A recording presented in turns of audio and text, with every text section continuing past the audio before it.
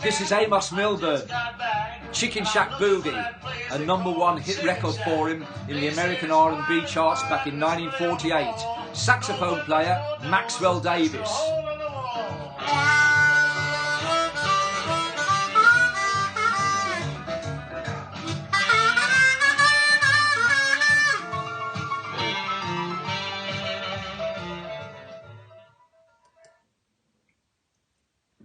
Hi, Ricky Cool here with another video in my Mississippi Saxophone series. Maxwell Davis is not one of the best known names amongst saxophone players, but he was a really important figure in that period of American rhythm and blues in the 40s and early 50s, just before rock and roll changed the course of music and ended a lot of people's careers.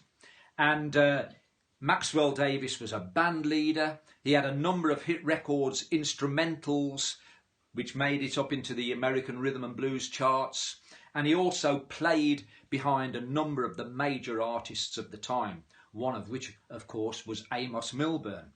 Now, the great thing about Amos Milburn is that pretty much his entire output is in the key of G, which means C diatonic, and you're away. You can get up Amos Milburn on YouTube and you can try and work out riffs and licks that the saxophone players are playing, and pretty much always you're going to be in tune with them if you've got a C harmonica playing in second position.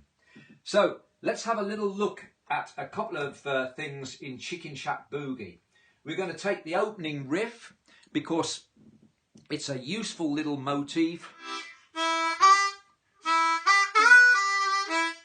Riff and motif. A motif is a little musical idea. A riff is a little musical idea that's often repeated. So we're going to take that little motif and just build it into our armoury because it might be useful to us at some point. And then we're going to look at the opening motif from Maxwell Davis's solo at the end of the first verse.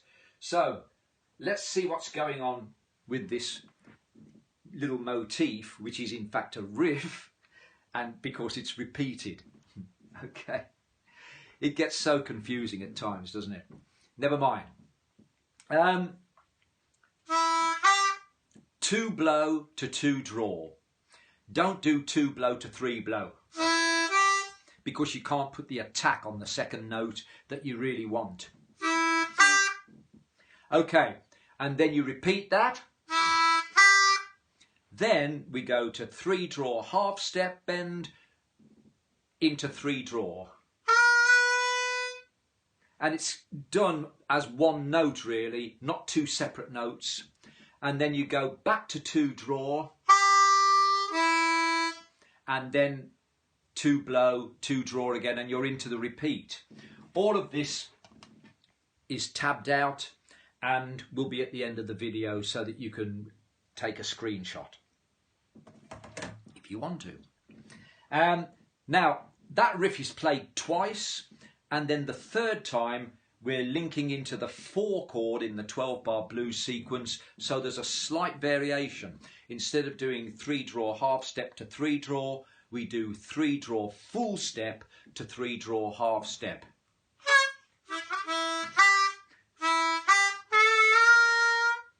Like so. And then you're back to the riff as it was. At the end of the 12-bar blues sequence, you get part of the riff repeated like this.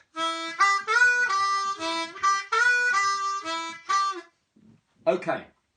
So that is the opening 12 bars, and then we come into Amos Milburn's first verse, and at the end of the first verse Maxwell Davis plays this, which is really nice. So let's see. Chicken Shack. Here it comes against the 5 chord.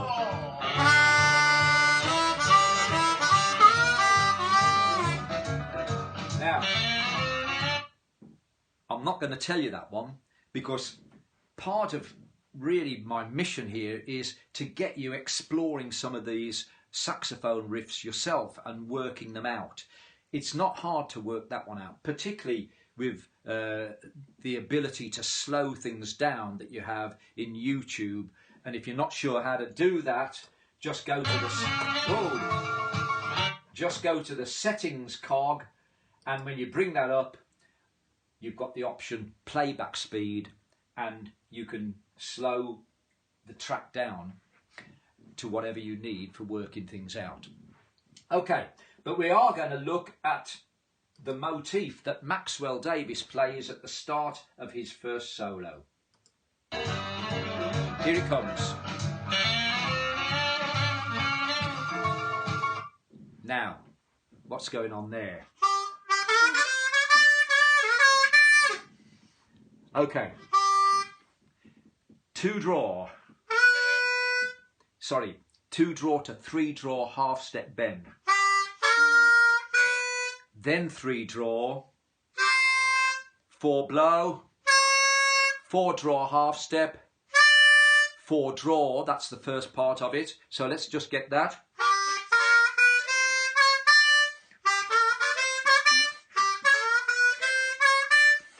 Tongue blocked. Okay, whichever you prefer. And then, oh, what's going on there? 4 draw half step to 4 draw, 4 draw half step, 3 draw half step, 4 draw half step, 4 draw. It doesn't have to be absolutely precise. It's a little thing that a saxophone player, it's almost like a trill. So if it changes slightly, it doesn't matter. But it is really quite playable on the harmonica. Okay, the whole riff, motif I should say. Again. Okay, that's it. There's a whole wealth of other ideas that Maxwell Davis plays on here as well, and I would urge you to have a really good examination of this and other Amos Milburn tracks. So let's see how we can apply this into another context. So back to MCCD Sessions, my go-to backing tracks. We've got here something called Street Shuffle in G. So let's have a little listen to this. I'll play a bit of the Amos Milburn riff that he plays at the start of Chicken Shack Boogie, and we'll fit in that little motif that Maxwell Davis plays, and then link in other little ideas which I guess are kind of inspired by Maxwell Davis's saxophone playing. Here we go.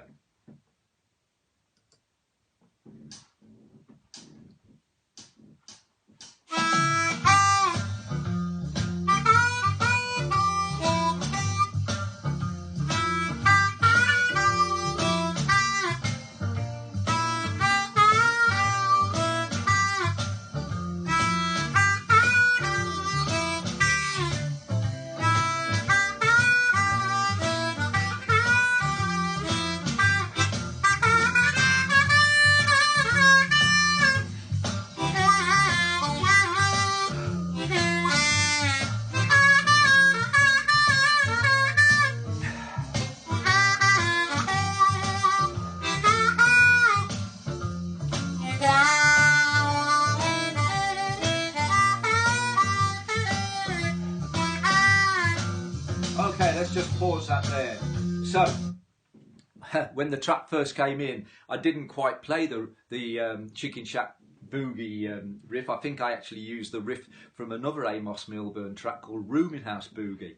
But then we got into the Chicken Shack Boogie riff, and then I used some of those, I used the little motif, and I also used against the 5 chord that little motif that I said you needed to work out yourself. So there we are. Maxwell Davis, one of the greats, really worth checking him out in detail on Chicken Shack Boogie, and do listen to other Amos Milburn stuff there as well, because there's going to be a wealth of ideas for you. This is Ricky Cool, and I hope you've enjoyed this Mississippi saxophone video. If you have, and you haven't already done so, a thumbs up, click is great. A subscribe is really, really good. And do check out the other videos in my Mississippi saxophone series. My site on YouTube is Ricky Cool 100, and I've linked all those saxophone videos together, so they're easy to find. I'm going to play out with a little bit more of this shuffle, using some of the Maxwell Davis ideas and also incorporating other little ideas that I've picked up over the years. And I'll see you again with another video pretty soon. Cheerio for now.